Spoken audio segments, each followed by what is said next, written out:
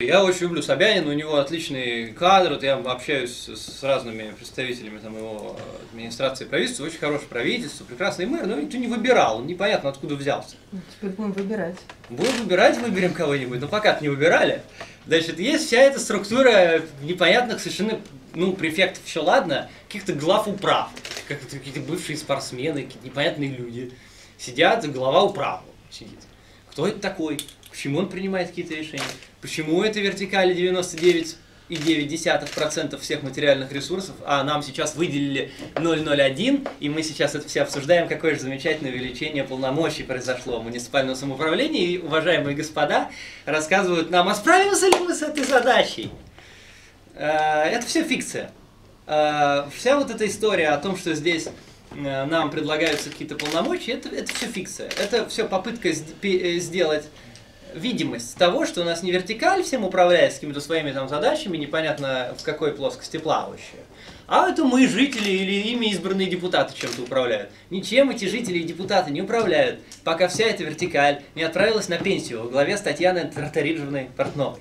А те люди, которые находятся со мной в муниципальном собрании, у них нет мнения. У них мнение их не складывается в их голове. Так же, как, в принципе, и у вас. Вот эта вот история с количеством муниципальных депутатов, которые должны одобрять выборы мэра. Вот какая ваша позиция? Сколько должно быть процентов депутатов? Выборы мэра одобрять? Да. А мы внесли 10%. Вы внесли. Да. А сейчас, как вы считаете, сколько должно? А вы знаете, сейчас мэр выходит с поправкой, вы знаете. Ну, ваше мнение. 6%. Нет мнения. Мэр какое скажет, такое у вас и мнение.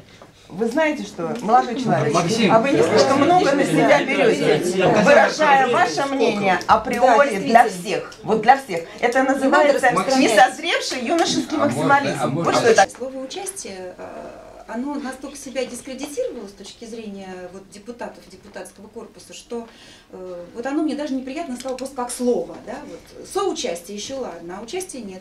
Ничего за собой не несет за собой никакой ответственности, никакого финансирования. То есть слово «участие» это посмотрели, приняли к сведению и разошлись. Собственно, нормальных людей это не должно устраивать. Вот тех, которые действительно хотят что-то поменять.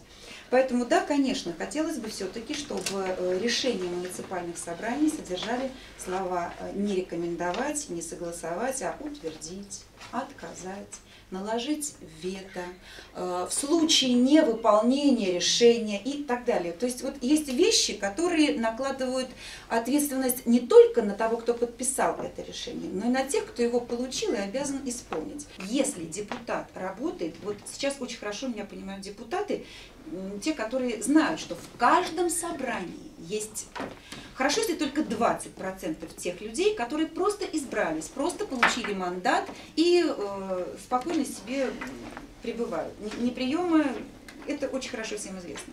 Мое предложение. По 2 человечка муниципальных депутатов от каждого района направить в окружную думу и создадим окружную думу. Нам же говорили, тут разные ораторы, мало депутатов. Вот оратор говорил, мало, надо вдвое больше. Ну, будет не вдвое больше, будет чуть-чуть больше. Вот мое предложение. Дальше. У нас же тесно связаны муниципальные депутаты и городские депутаты. Смотрю, что в новой думе большой Москвы, если так можно выразиться, будет, к сожалению, 45 депутатов всего.